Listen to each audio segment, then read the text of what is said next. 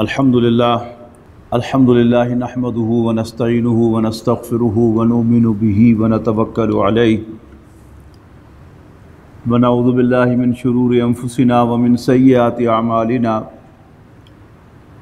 من يهده الله فلا مضل له ومن يضلله فلا هادي له ونشهد ان لا اله الا الله وحده لا شريك له ونشهد ان سيدنا محمدا عبده ورسوله ارسله بالهدى ودين الحق ليظهره على الدين كله وكفى بالله شهيدا فصلى الله عليه وسلم تسليما كثيرا كثيرا اما بعد فاعوذ بالله من الشيطان الرجيم بسم الله الرحمن الرحيم انا جعلنا ما على الارض زینۃ لها لنبلوهم ایہم احسن عملا وانا لجاعلون ما علیہا صعیدا جرزا۔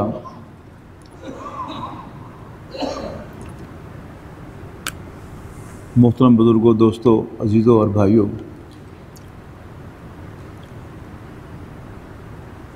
یہ زندگی جو اللہ تعالیٰ نے ہمیں عطا فرمائی ہے، یہ سراسر ایک امتحان ہے۔ یہ بات سورۃ ملک کے آغاز میں بتائی گئی کہ تبارک الذی بیدہ الملک وہو علی کل شیء قدیر۔ انتہائی بابرکت ہے وہ کہ جس کے ہاتھ میں بادشاہی ہے، اقتدار ہے، حکومت ہے، جو سوورن ہے۔ وَهُوَ عَلَى كُلِّ شَيْءٍ قدیر، اور وہ ہر چیز پر قادر ہے۔ الَّذِي خَلَقَ الْمَوْتَ وَالْحَيَاةَ لِيَبْلُوَكُمْ أَيُّكُمْ أَحْسَنُ عَمَلًا، جس نے زندگی اور موت کا یہ سلسلہ بنایا تاکہ وہ تمہیں آزمائے۔ أَيُّكُمْ أَحْسَنُ عَمَلًا، کہ تم میں سے اچھے عمل کرنے والا کون ہے۔ اللہ تعالیٰ کی طرف سے یہ آزمائش اصل میں اس بات کی آزمائش ہے کہ ہم اللہ تعالیٰ کو اپنے رب کے طور پر پہچانتے ہیں یا نہیں پہچانتے، اور اس کی بندگی میں اپنے آپ کو دیتے ہیں کہ نہیں دیتے۔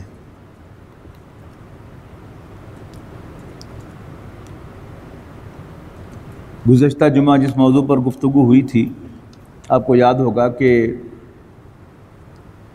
بندگی رب یا خدمت انسانی، اصل زندگی کا مقصد کیا ہے؟ قرآن مجید واضح الفاظ میں یہ کہتا ہے کہ ہم نے جنوں اور انسانوں کو صرف اس لیے پیدا کیا کہ وہ میری بندگی کریں، لیکن ہمارا سیکولر طبقہ اور دانشور حضرات جو ہیں وہ خواجہ میر درد کے ایک مصرعے کو بنیاد بناتے ہیں کہ شاید انسان کی زندگی کا مقصد انسان کی خدمت ہے، درد دل ہے، درد دل کے واسطے پیدا کیا انسان کو۔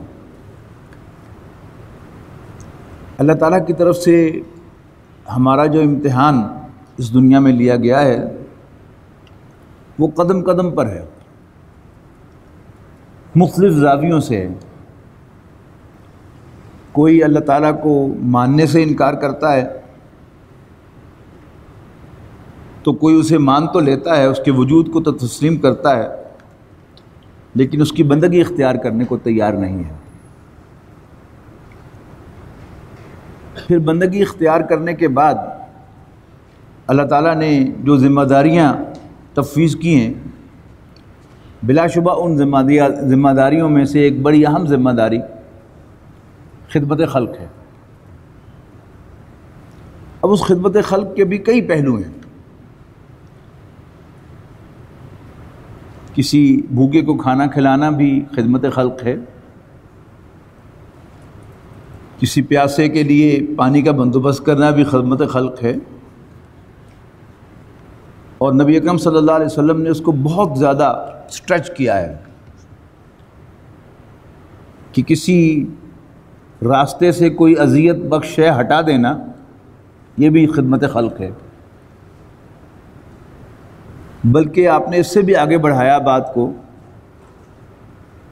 کہ کسی مسلمان بھائی کو ایک اسمائل پاس کرنا یہ بھی خدمت خلق ہے۔ جب میں کسی سے ملوں گا بڑے خشک انداز میں تو وہ اس کے لیے تکلیف کا باعث ہوگا، اور میں نے صرف اس کو اسمائل پاس کر دی، اس کو دیکھ کر مسکرا دیا، اس سے کیا ہوگا؟ اسے مسرت ملے گی۔ تو یہ بھی کیا ہے؟ یہ انسانی خدمت ہے۔ لیکن جیسے آرام کا ایک تصور ہے، ریلیکس کرنے کا ایک تصور ہے، بنیادی طور پر ریلیکس کرنا، آرام کرنا کیا ہے کہ انسان محنت و مشقت کی بجائے پاؤں پھیلا کر لیٹ جائے، سو جائے، ریلیکس کرے۔ لیکن بچوں کو یہ بات سکھائی جاتی ہے، سمجھائی جاتی ہے کہ آج محنت کا دور ہے، کچھ پڑھ لکھ جو آؤ، محنت کر لو، پھر ساری عمر آرام کرنا۔ کیونکہ وہ ایک لطیفہ ہے کہ ایک نوجوان کہیں پاؤں پھیلا کر سو رہا تھا، تو کوئی ناسے قسم کے بزرگ پاس سے گزرے، ارے میاں کیا کر رہے ہو؟ ان کہ جی آرام کر رہا ہوں۔ نہیں کام کیا کرو۔ ان کہ جی کیا کام کروں؟ تو بھئی کوئی چھاپڑی لگا لو۔ ان کا پھر کیا کروں؟ پھر کوئی کھوکھا لگا لینا۔ ان کا پھر کیا کروں؟ ان کا پھر دکان بنانا۔ ان کا پھر کیا کروں؟ ان کہا جی پھر 2 دکانیں بنا لینا۔ ان کا پھر کیا کروں؟ پھر ایک گھر بنانا۔ ان کا پھر کیا کروں؟ ان کا پھر آرام کرنا۔ ان کا یہ آرام ہی تو کر رہا ہوں، اتنا لمبا چکر کاٹ کر جو آرام کرنا ہے تو آرام تو میں کر رہا ہوں۔ لیکن ان جنرل جو بات سکھائی جاتی ہے وہ کیا ہے کہ بچپن اور جوانی کا دور جو ہے یہ محنت کا دور ہے، اور پھر اس کے بعد آرام کرنا ہے۔ اسی طرح خدمت خلق کے تصور کے اندر بھی ایک ارتقاء ہے،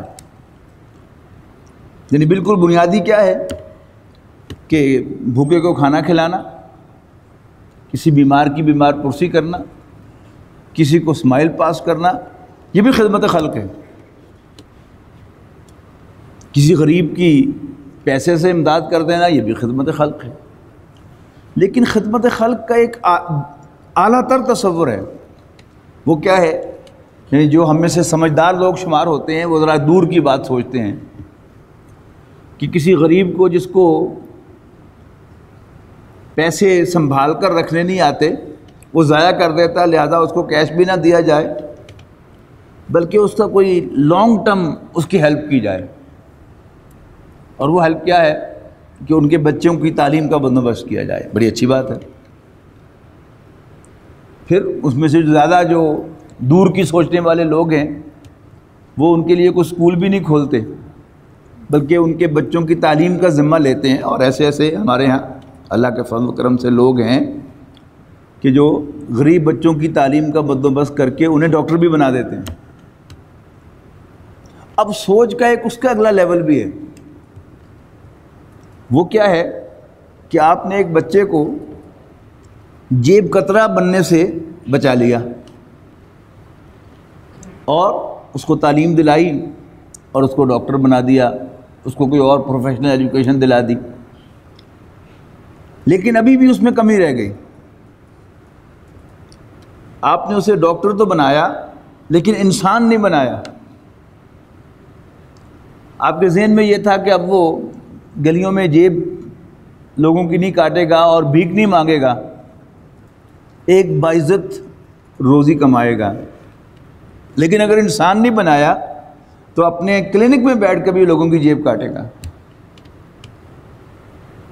وہ ان کے انڈیو ٹریٹمنٹس کرے گا، بلا وجہ آپریشنز کرے گا، غلط مشورے دے گا، تو جیب تو وہ بھی کاٹ رہا ہے۔ تو رہا وہ جیب کترا کا جیب کترا ہی اگر آپ نے اس کو انسان نہیں بنایا۔ اسی کا پھر ایک اور اگلا درجہ ہے، وہ کیا ہے؟ جسے نبی اکرم صلی اللہ علیہ وسلم نے ارشاد فرمایا کہ میری اور تمہاری مثال ایسی ہے کہ جیسے آگ کا ایک بہت بڑا الاؤ ہے اور تم سب اس میں کود پڑنا چاہتے ہو، اور میں تمہارے کپڑے پکڑ پکڑ کر کھینچ رہا ہوں کہ آگ میں نہ کودو۔ تو آغاز کیا ہے؟ چھوٹی سی چھوٹی خدمت، کسی بھوکے کو کھانا کھلا دینا، اس سے بھی کم کیا کسی پیاسے کو پانی پلا دینا۔ لیکن ہائیسٹ درجہ کیا ہے اس خدمت کا؟ کہ کسی شخص کو جہنم کی آگ میں گرنے سے بچا کر اسے جنت میں پہنچا دینا۔ انبیاء کرام کی جو خدمت ہے وہ اصل میں یہی تھی، لیکن بالعموم ہم انبیاء کرام کی صرف یہی خدمت جو ہے وہ سمجھتے ہیں۔ نبی اکرم صلی اللہ علیہ وسلم کو اللہ تعالیٰ نے جو دین عطا فرمایا وہ انسانی خدمت کے دو لیول لیے ہوئے ہیں۔ ایک تو وہ لوگ کہ جو انبیاء کرام کی دعوت کو قبول کر لیں، ان کے لیے تو گویا جہنم سے ان کو نکال کر جنت میں پہنچانے کی ایک کوشش ہے کہ وہ جنت سے نکل آئیں، آگ میں کودنے سے بچ جائیں اور جنت میں داخل ہو جائیں۔ لیکن رسول اللہ صلی اللہ علیہ وسلم کی انسانی خدمت کا ایک اور پہلو بھی ہے جو کہ بالعموم لوگوں کی نظروں میں نہیں ہے، اور وہ کیا ہے؟ وہ ہے اس زمین پر ایک عدل کا قیام، کہ کوئی شخص حضور صلی اللہ علیہ وسلم کو مانے یا نہ مانے، کوئی شخص آپ پر ایمان لائے یا نہ لائے، کوئی آگے بڑھ کر دین پر عمل پیرا ہو یا نہ ہو، لیکن اسے اس زمین پر عدل ملے۔ نبی اکرم صلی اللہ علیہ وسلم کا مقصد بعثت جو بیان ہوا وہ کیا ہے کہ سورہ شورا 25ویں پارے کی ایک سورت ہے، 5 رکوعوں پر مشتمل، مکی سورت ہے اور مکی دور کے تقریباً وسط میں نازل ہوئی ہے۔ اس میں فرمایا گیا کہ اے مسلمانوں، تمہارے لیے دین میں سے ایک شریعت مقرر کر دی گئی ہے، اس دین میں سے شرع لکم من الدین ما وصی بہ نوحا، جس دین کی وصیت کی تھی ہم نے نوح کو، اور جو دین ہم نے اے نبی صلی اللہ علیہ وسلم آپ کو عطا کیا ہے، اور وہی دین کے جو عطا کیا گیا تھا موسیٰ کو، عیسیٰ کو، ابراہیم کو علیہ السلام۔ کیوں؟ ان اقیم الدین، کہ تم دین کو قائم کرو، ولا تتفرقوا فیہ، اور اس کے حصے بکھرے نہ کرو۔ دین میں ایمانیات، عبادات، رسومات اور عدل اجتماعی، اس کو علیحدہ علیحدہ نہ کرو۔ دین ہی کا تقاضا سمجھو نماز روزے کو بھی، دین ہی کا تقاضا سمجھو خدمت خلق کو بھی، دین ہی کا تقاضا سمجھو دعوت و تبلیغ کو بھی، اور دین ہی کا تقاضا سمجھو عدل اجتماعی کے قیام کو بھی۔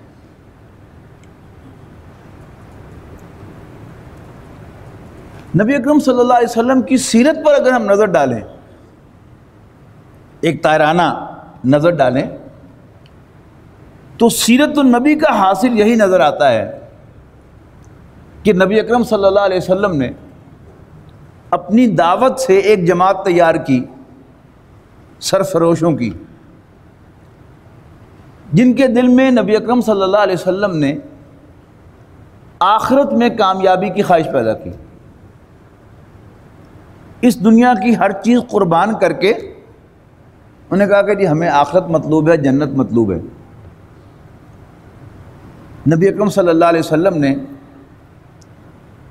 اس ریسورس کو استعمال کر کے، اس ہیومن ریسورس کو استعمال کر کے ایک سٹرگل کی، ایک جد و جہد کی، اور صرف 21 قمری سالوں میں اللہ کے دین کو غالب کر دیا، مکہ مکرمہ پر اسلام کا جھنڈا لہرا دیا۔ اپیرنٹلی رسول اللہ صلی اللہ علیہ وسلم کی حکومت قائم ہو گئی، لیکن جب بھی حکومت قائم ہونے کا خیال آتا ہے تو کسی تخت کا، کسی محل کا، کسی پوشاک کا خیال آتا ہے، لیکن رسول اللہ صلی اللہ علیہ وسلم کے معاملے میں ہم ان تینوں میں سے کوئی چیز نہیں دیکھتے۔ نہ آپ نے کوئی شاہی لباس پہنا،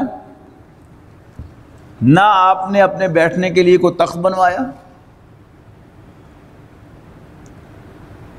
اور نہ ہی نبی اکرم صلی اللہ علیہ وسلم نے اپنی رہائش کے لیے کوئی محل تعمیر کرایا۔ پھر کیا فرق کیا پڑا؟ اللہ تعالیٰ کی حکمرانی قائم کر دی، اور اللہ تعالیٰ کی حکمرانی میں انسانوں کے جو حقوق متعین ہوئے تھے وہ حقوق انسانوں کو ڈلیور کرا دیے۔ یہ تھی وہ خدمت خلق جو رسول اللہ صلی اللہ علیہ وسلم نے کی، یعنی وہ جو بنیادی خدمت خلق ہے، پانی کا ایک گھونٹ پلانا، کسی کو کھانا کھلانا، راستے سے کوئی تکلیف دہ شے کو ہٹانا، کسی کو اسمائل پاس کرنا، اس کی بھی نفی نہیں کی، لیکن آپ کی ساری سٹرگل جو ہے وہ کس پر مرتکز تھی؟ اللہ کے دین کے غلبے پر۔ اور اللہ کا دین صرف نماز و روزہ حج زکوٰۃ نہیں تھا، بلکہ عدل اجتماعی تھا۔ اس لیے کہ حضرت ابوبکر رضی اللہ تعالیٰ عنہ نے رسول اللہ صلی اللہ علیہ وسلم کے خلیفہ کی حیثیت سے، آپ کے سکسیسر کی حیثیت سے جب ٹیک اوور کیا تو اپنا رول آپ نے ڈیفائن کیا۔ حضرت ابوبکر رضی اللہ تعالیٰ عنہ نے اپنا رول ڈیفائن کیا کہ اگر میں سیدھا رہوں تو تم پر میری اطاعت فرض ہے۔ صحابہ کرام کو جو آپ نے خطبہ ارشاد فرمایا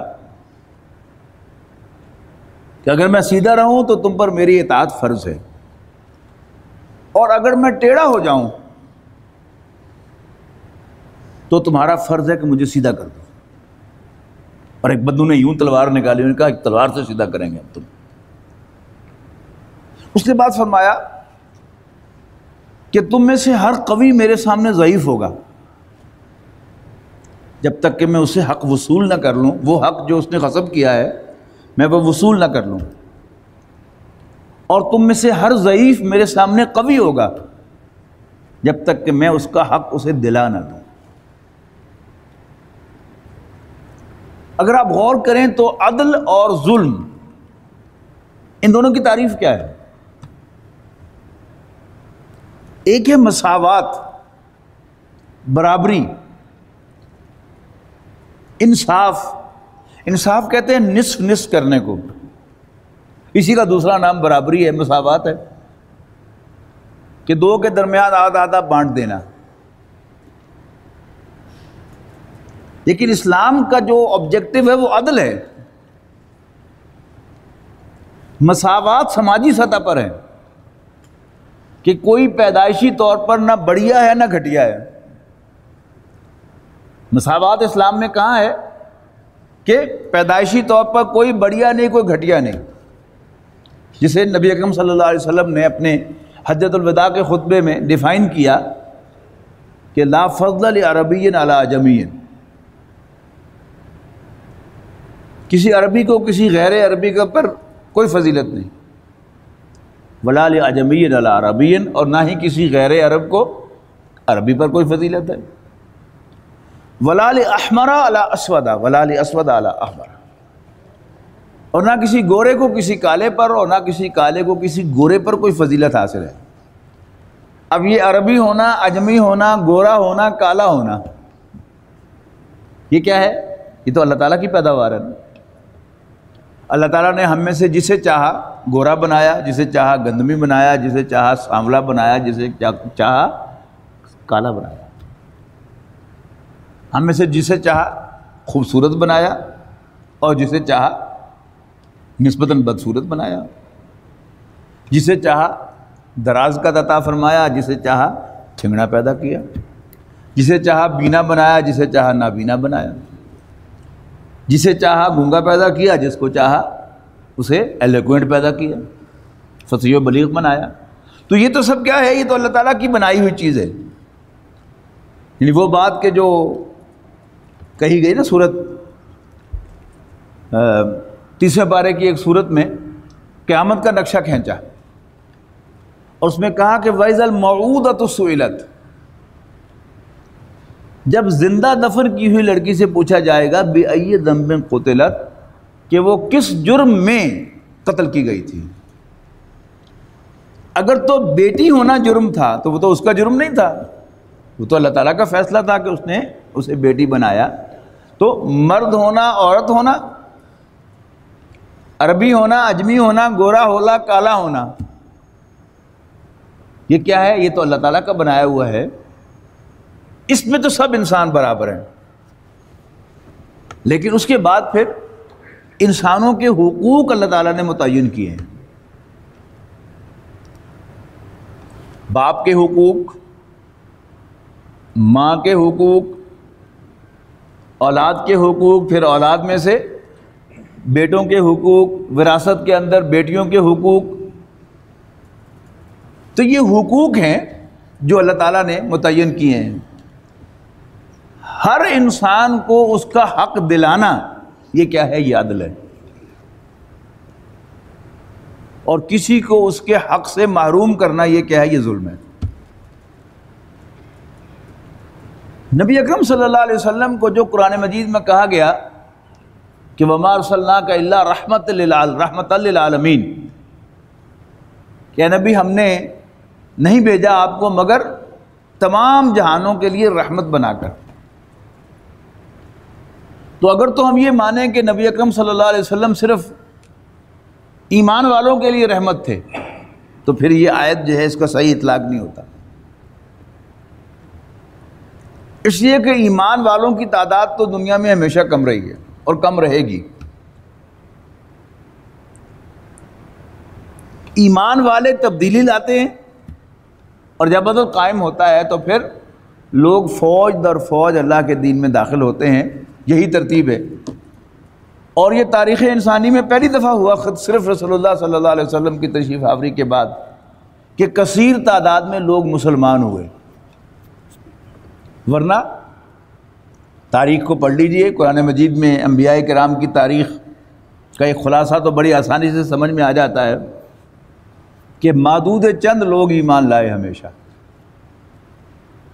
مکہ مکرمہ میں رسول اللہ صلی اللہ علیہ وسلم کے ساتھ بھی یہی معاملہ ہوا،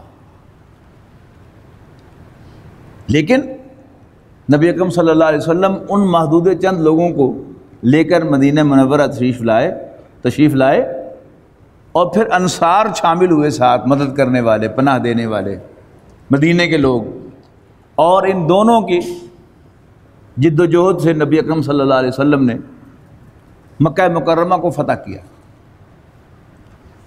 اور اللہ کے دین کو قائم کر دیا، اور اللہ تعالیٰ نے انسانوں کے جو حقوق مقرر کیے تھے وہ انہیں ڈیلیور کر دیے۔ تو یہ تھا عدل۔ تو سورہ شورى میں یہ فرمانے کے بعد کہ ہم نے تمہیں شریعت اس لیے عطا کی ہے کہ ان اقیموا الدین، کہ تم دین کو قائم کرو اور اس کے حصے بکھرے نہ کرو۔ کبر علی المشرکین ما تدعوہم الیہ، جدھر تم انہیں بلاؤ گے یہ ان پر بہت بھاری ہوگا، مشرکوں پر یہ بات بہت بھاری ہوگی، تمہاری یہ دعوت کہ دین قائم ہو جائے۔ دیکھیے اللہ تعالیٰ دو طرح سے آپ کی مدد کرے گا۔ اللہ یجتبی الیہ من یشاء، اللہ تعالیٰ منتخب کرے گا، چن لے گا اپنے لیے جسے چاہے گا۔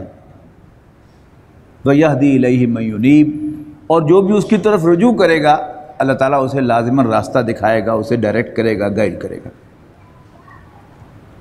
اس کے بعد پھر ایک آیت میں اہل کتاب کا تذکرہ فرمایا،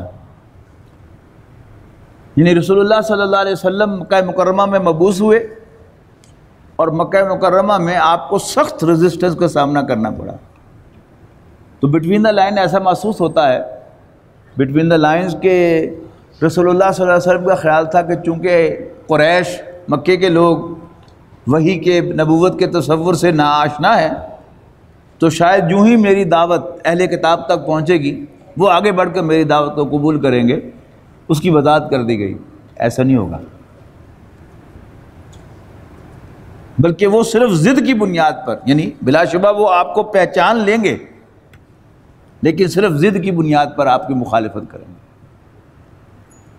اس کے بعد تیسری آیت میں فرمایا کہ خواہ کوئی پازیٹیو رسپانس ملے یا نیگیٹو ملے، لیکن فَلِذَالِكَ فَدْعُ، تم اسی کی طرف بلانا، اسی کی دعوت دینا، وَاسْتَقِمْ كَمَا أُمِرْتَ، اور جیسے تمہیں حکم ملا ڈٹے رہنا، یعنی رسول اللہ صلی اللہ علیہ وسلم سے کہا جا رہا ہے کہ جیسے آپ کو حکم دیا جا رہا ہے ڈٹے رہنا۔ وَقُلْ آمَنْتُ بِمَا أَنزَلَ اللَّهُ مِنْ كِتَابٍ، اور اعلان کر دو، ڈنکے کی چوٹ کہہ دو کہ میں تو یقین رکھتا ہوں اس پر جو مجھ پر کتاب میں سے نازل ہوا ہے۔ وَأُمِرْتُ لِأَعْدِلَ بَيْنَكُمْ، اور مجھے حکم ملا ہے کہ میں تمہارے مابین عدل کروں۔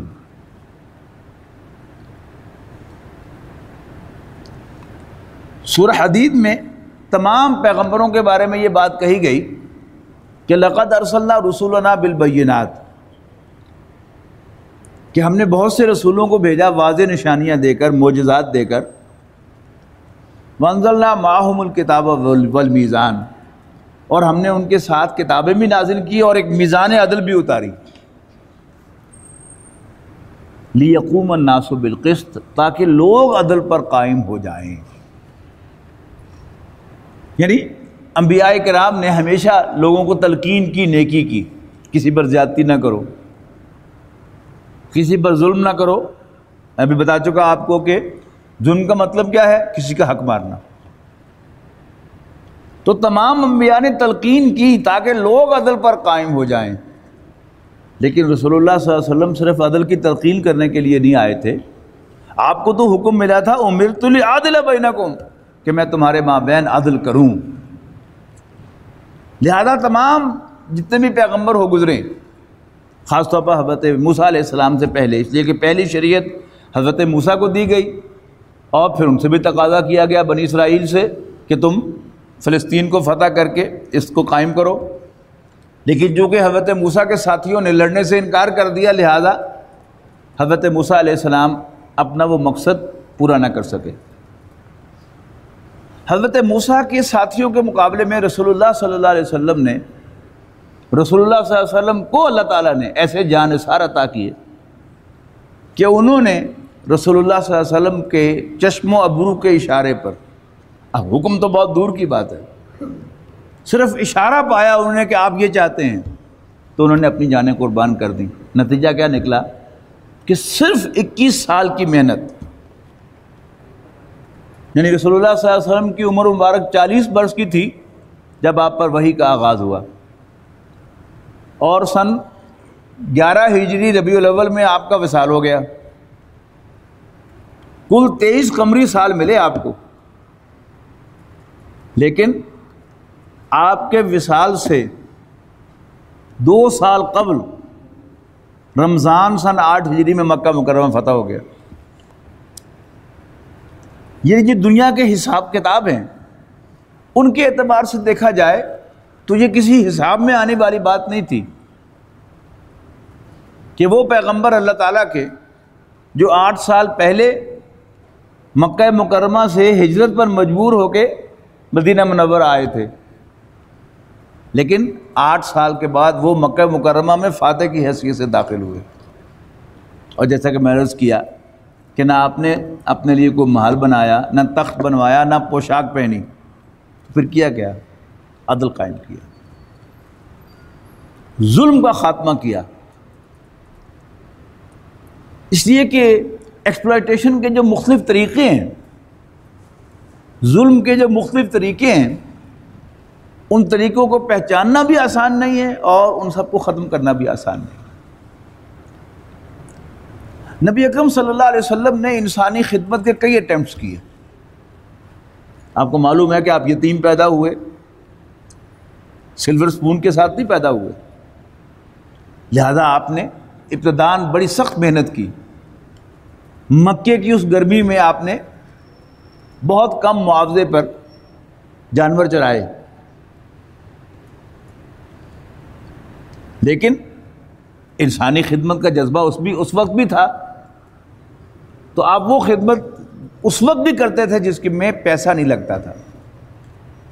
یتیموں کی سرپرستی، کسی یتیم کے سر پہ ہاتھ رکھنا محبت کے ساتھ، جیسے اس کا باپ زندہ ہوتا تو وہ اسے چومتا، اس کے سر پہ ہاتھ رکھتا، اسے گلے لگاتا، اس میں پیسہ نہیں لگتا، لیکن یہ بھی انسانی خدمت ہے۔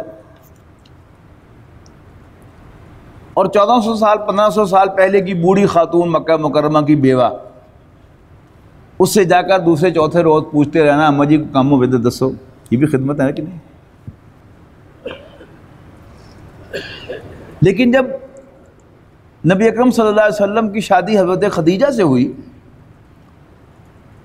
حضرت خدیجہ مکہ مکرمہ کی سب سے متمول خاتون تھیں، کھاتی پیتی خاتون تھیں، تو انہوں نے سمجھا کہ شاید اب میرا مال ان کا مال ہے، because he was Hare choice.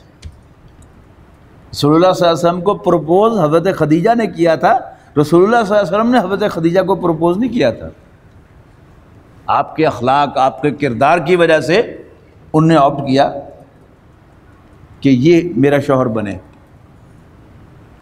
لہذا انہوں نے اپنا سب کچھ رسول اللہ صلی اللہ علیہ وسلم کے حوالے کیا، لیکن وہ بھول گئیں کہ میرا شوہر دیانتدار آدمی ہے۔ آپ نے ان کے مال کو اپنا مال نہیں سمجھا۔ جب ایک مرتبہ ڈسکلوز ہوا ان پر کہ رسول اللہ صلی اللہ علیہ وسلم ذرا پریشان گھر میں تشریف لائے، تو پوچھا کہ آج آپ پریشان کیوں ہیں؟ تو بتایا محمد بن عبداللہ صلی اللہ علیہ وسلم نے کہ میں ذرا باہر گھوم رہا تھا، میں نے قافلہ دیکھا، بڑا قسمہ پرسی کا عالم تھا، میں سوچ رہا تھا کہ میرے پاس بھی کچھ سرمایہ ہوتا تو میں ان کی مدد کرتا۔ اس وقت حضرت خدیجہ کو سٹرائک ہوا کہ یہ میرے مال کو اپنا مال نہیں سمجھتے، میری اجازت سے برت رہے ہیں لیکن اپنا نہیں سمجھتے۔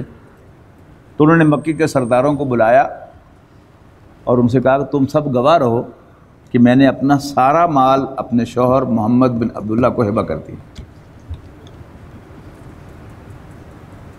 اب ظاہر بات ہے کہ اس مال سے رسول اللہ صلی اللہ علیہ وسلم نے انسانوں کی خدمت شروع کی ہوگی، معروف معنوں میں جو انسانی خدمت کہلاتی ہے، لیکن ایسا معلوم ہوتا ہے کہ نبی اکرم صلی اللہ علیہ وسلم کو سیٹسفیکشن نہیں ہوئی کہ یہ تنے تنا کرنے کا کام نہیں ہے، تو آپ نے حلف الفضول نامی ایک والنٹیر آرگنائزیشن جوائن کی مکہ مکرمہ میں، جس کے مقاصد میں غریبوں کو، جو بھوکوں کو کھانا کھلانا، ظالم کا ہاتھ پکڑنا، اور جب کوئی مدد کو پکارے تو اس کی مدد کو پہنچنا تھا۔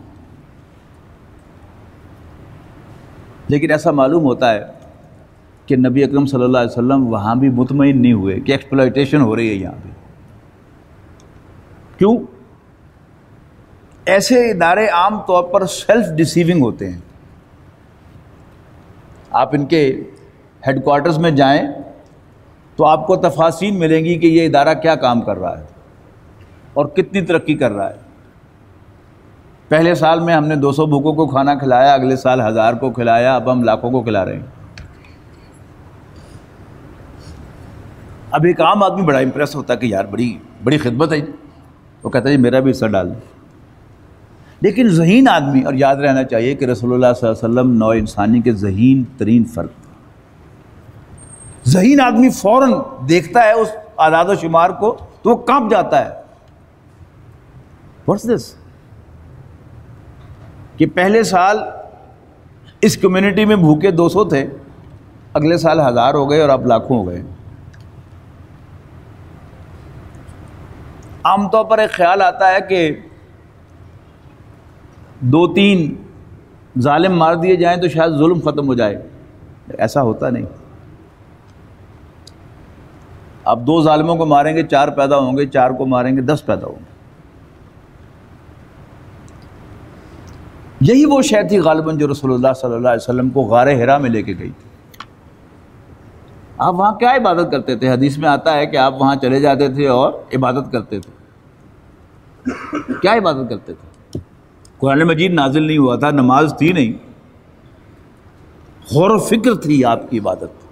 محدثین نے پھر یہی وضاحت کی ہے کہ کانا صفت و تعبد ہی فی غار الحراء التفکر والاعتبار، کہ رسول اللہ صلی اللہ علیہ وسلم کی غار حرا میں عبادت کی نوعیت غور و فکر تھا. تو سوال یہ ہے کہ پھر کس بات کا غور و فکر؟ قرآن مجید گواہ ہے کہ مکے کا عام کافر بھی اللہ تعالیٰ کو مانتا تھا خالق کائنات، کہ یہ کائنات اللہ تعالیٰ نے بنائی ہے. تو رسول اللہ صلی اللہ علیہ وسلم تو اس سے کہیں زیادہ مانتے ہوں گے. اس لیے کہ سرسری طور پر بعض لوگوں نے یہی کہا ہے کہ اس کائنات پر غور و فکر کر رہے تھے کہ کس نے بنائی، کیوں بنائی. لیکن آپ کی جو 40 سالہ زندگی ہے اس پر غور کریں تو وہ آپ کو بالکل صحیح کلو دے گی کہ جہاں تک اللہ تعالیٰ کی عبادت کا تعلق ہے آپ نے کبھی کسی بت کو سجدہ نہیں کیا. اس کا مطلب ہے he was very clear about that. جہاں آپ اطمینان نہیں پا رہے وہ کیا ہے کہ میں انسان کی خدمت کیسے کروں، ظلم کیسے ختم کروں، بھوک کیسے ختم کروں، غربت کو کیسے ختم کروں. تو قرآن مجید اصل میں جو آپ کو عطا کیا گیا تھا وہ آپ کو وہ راستہ بتانے کے لیے تھا کہ آپ وہ کیسے کریں گے. اب وہ راستہ جو تھا وہ یہ تھا کہ اقرا بسم ربک الذی خلق، پڑھ اپنے اس رب کے نام سے جس نے پیدا کیا. اور رب کہتے ہیں آقا کو، اور اس کا الٹ کیا ہے؟ غلام. کہ زمین پر سے ظلم ختم کرنے کے لیے، عدل قائم کرنے کے لیے سب سے پہلے اللہ تعالیٰ کی بندگی درکار ہے. ظلم نعروں سے ختم نہیں ہوتا کہ آپ نعرہ لگائیں کہ غربت آؤ ہم غربت ختم کر دیں، کبھی نہیں ہوگی. آپ نعرہ لگائیں آئیے ہم ظلم ختم کر دیں، آپ نعرہ لگائیں آئے ہم بھوک مٹا دیں، کبھی بھوک ختم نہیں ہوگی. تو نبی اکرم صلی اللہ علیہ وسلم کی پوری زندگی جو ہے وہ اس بات پر گواہ ہے کہ نبی اکرم صلی اللہ علیہ وسلم نے یعنی 2 لیول پر انسانی خدمت کی. ایک تو وہ لوگ کہ جو ایمان لائیں انہیں جنت کا راستہ دکھایا کہ تم اللہ تعالیٰ کی بندگی کو اختیار کرو اور اللہ کے راستے میں جہاد کرو، تمہیں جنت ملے گی. اور پھر ان کی جو جانوں کی قربانیاں تھیں اس کے نتیجے میں جو عام انسان تھے ان کے لیے عدل قائم کیا اسی زمین پر اور اسی زندگی میں. جنت کا تعلق اگلے جہان کے ساتھ ہے لیکن عدل اجتماعی کا تعلق جو ہے وہ اس جہان کے ساتھ ہے. تو دونوں کی اپنی اہمیت ہے. ذہن میں لائیے کہ پچھلی مرتبہ جو گفتگو ہوئی تھی وہ ایک کمپیریزن تھا کہ بندگی رب یا خدمت خلق، کہ اللہ تعالیٰ نے انسانوں کو کیوں پیدا کیا؟ بندگی کے لیے پیدا کیا. جو بھی رسول اللہ صلی اللہ علیہ وسلم پر ایمان لائیں وہ اللہ تعالیٰ کو اپنا رب مانے، اپنا آقا مانے اور اس کے لیے جینا اور اسی کے لیے مرنا سیکھیں. اب ان کی ذمہ داری لگائی گئی کہ تم ایک طرف تو اس دعوت کو عام کرو اور لوگوں کو انگیج کرو اس کے لیے کہ وہ دنیا کی قربانی دے کر آخرت میں جنت کا حصول اپنا مقصد بنائے، اپنے رب کو راضی کرنے کی کوشش کرے. لیکن چونکہ انسانوں کی اکثریت کبھی بھی اس لیول تک نہیں جا سکتی، لہذا جتنے لوگ بھی میسر آئیں وہ ہاتھوں میں ہاتھ ڈال کر طاقت پول کر کے وہ اس نظام کو بدل دیں اور عدل قائم کر دیں تاکہ عام انسان بھی، یہاں تک کہ غیر مسلم بھی، وہ نبی اکرم صلی اللہ علیہ وسلم کی رحمت کا حقدار بن جائے. اگر تو پوری نوع انسانی کے لیے نبی اکرم صلی اللہ علیہ وسلم کا لائے ہوا دین رحمت بنے تب تو آپ رحمت للعالمین ہیں، اور اگر ہم نبی اکرم صلی اللہ علیہ وسلم کو ان کی رحمت کو عام نہیں کرتے تو پھر نبی اکرم صلی اللہ علیہ وسلم گویا رحمت للمومنین بنیں گے، رحمت للعالمین نہیں بنیں گے، جبکہ قرآن مجید میں واضح طور پر نبی اکرم صلی اللہ علیہ وسلم کو رحمت للعالمین تمام جہانوں کے لیے رحمت بنایا گیا۔ تو خدمت خلق اس کا اپنا مقام، لیکن انسان کی تخلیق کا مقصد بندگی رب ہے۔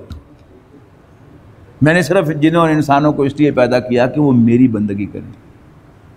اب وہ جو اللہ کے بندے بنیں گے، ان کی ذمہ داریوں میں سے جہاں ان کی یہ ذمہ داری ہوگی کہ اللہ تعالیٰ پر، اس کے پیغمبروں پر اور خاص طور پر رسول اللہ صلی اللہ علیہ وسلم پر ایمان لائیں، ان کی ذمہ داری ہوگی کہ وہ نماز روزہ بھی کریں، پھر ان کی ذمہ داری ہوگی کہ وہ اللہ تعالیٰ کے احکام کی اطاعت بھی کریں، پھر انہی کی ذمہ داری ہوگی کہ دین کی دعوت کو آگے پہنچائیں، اور پھر انہی کی ذمہ داری ہوگی کہ وہ اللہ کے دین کو قائم کرنے کے لیے جد و جہد کریں۔